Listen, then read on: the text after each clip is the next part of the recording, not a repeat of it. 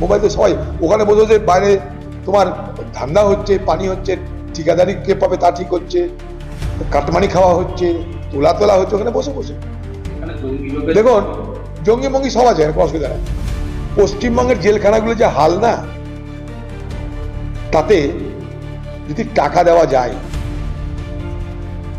একবার খিদিরপুর ডক থেকে এই গঙ্গার ধারে যে জেলখানা, এখানে বহরমপুর সেন্ট্রাল জেল, এই যে ঘুরে যদি পয়সা দেওয়া যায়, টাকা দেওয়া যায়, সুন্দরবন থেকে বাঘের দুধ নিয়ে এসে সকালবেলায় নাস্তাতে দেওয়া যেতে পারে।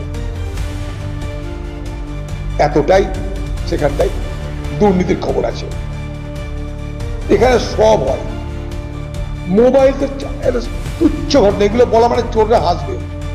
কোনো যদি চোরকে বলেন, আসামিকে বলেন যে ভাই মোবাইল কোথায় পেলেন, তখন হাসবে আপনাকে, বলে আপনি কোথাকার কোন গ্রহ থেকে এলেন, আপনি কোথাকার বুদ্ধু, আপনি কোথাকার বোকা, কোন গ্রহ থেকে এলেন, এ কথার উত্তর দিতে হয়।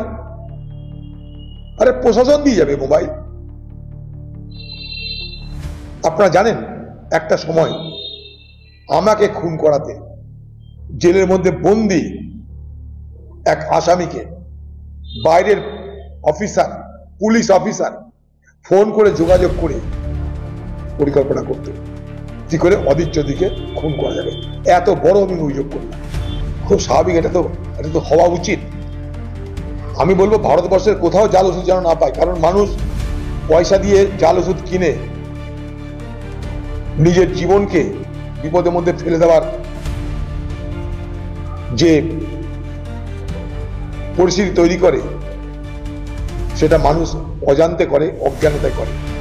আমরা সাধারণ মানুষ, আমরা কি ডাক্তার? আমরা কি ওষুধের গুণমান বুঝবো?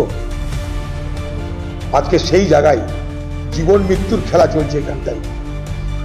মৃত্যু নিয়ে ছিনিমিনি চলছে, স্বাস্থ্য নিয়ে ছিনিমিনি চলছে, চিকিৎসা নিয়ে ছিনিমিনি চলছে এই বাংলায়, তৃণমূলের জমানায়, যেখানটায় জাল ওষুধের ছড়াছড়ি এ বাংলায়।